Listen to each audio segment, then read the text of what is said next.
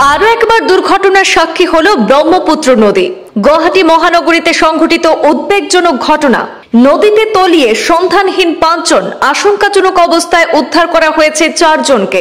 স্নানে গিয়ে বড় বিপদের মুখে পড়ল 9 জনের যুবা দল। স্নানে নেমে পুরো টিমই তলিয়ে গিয়েছিল। বর্ষার শেষ লগ্নেও উদ্বেগের কারণ হয়ে উঠল ব্রহ্মপুত্র। সন্ধানহীনদের উদ্ধারে তৎপর এসডিআরএফ বাহিনী।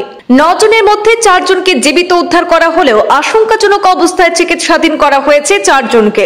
নিখোঁজ 5 জনের সন্ধানে রাত নামায় কিছুটা বিঘ্নিত হচ্ছে তল্লাশি অভিযান। ব্রহ্মপুত্রের পারে সৃষ্টি হয়েছে উদ্বেগের পরিস্থিতি। সন্ধানহীনদের স্বজনদের মধ্যে উৎকণ্ঠা। গুয়াহাটি মহানগরী সহ আশপাশ এলাকার 5 জনও এখনো নিরুদ্দেশ রয়েছেন। গুয়াহাটি মহানগরীতে সংঘটিত হলো এক দুঃখজনক ঘটনা। ব্রহ্মপুত্র নদীতে স্নান করতে গিয়ে বড় বিপদের মুখে পড়েছে 9 জনের যুবা দল।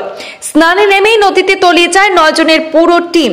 সূত্র মতে স্থানীয় খারকুলির ভক্তি কুটির মন্দিরে সেখানে পুজো দিতে আসা 9 জনের এই দলটি স্নানের জন্য ব্রহ্মপুত্র নদীতে নেমেছিল। আর সেই সময় ঘটে যায় এক গুরুতর দুর্ঘটনা। প্রথমে একসঙ্গে তলিয়ে যায় 5 জন।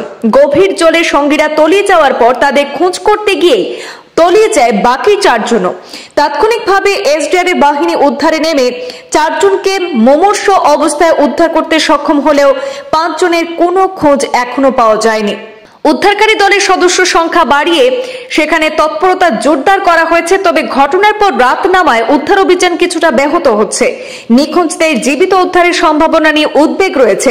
উদ্ধার করা 4 জনকে গুরুতর অবস্থায় গুয়াহাটি মহানগরীতে চিকিৎসাধীন করা হয়েছে।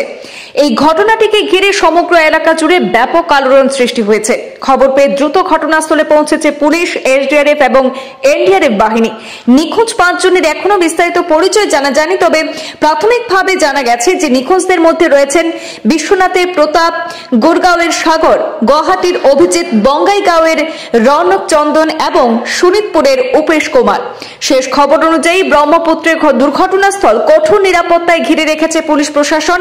নিখোঁজদের সন্ধানে এসডিআরএফ এবং এনডিআরএফ বাহিনীর তৎপরতা অব্যাহত রয়েছে।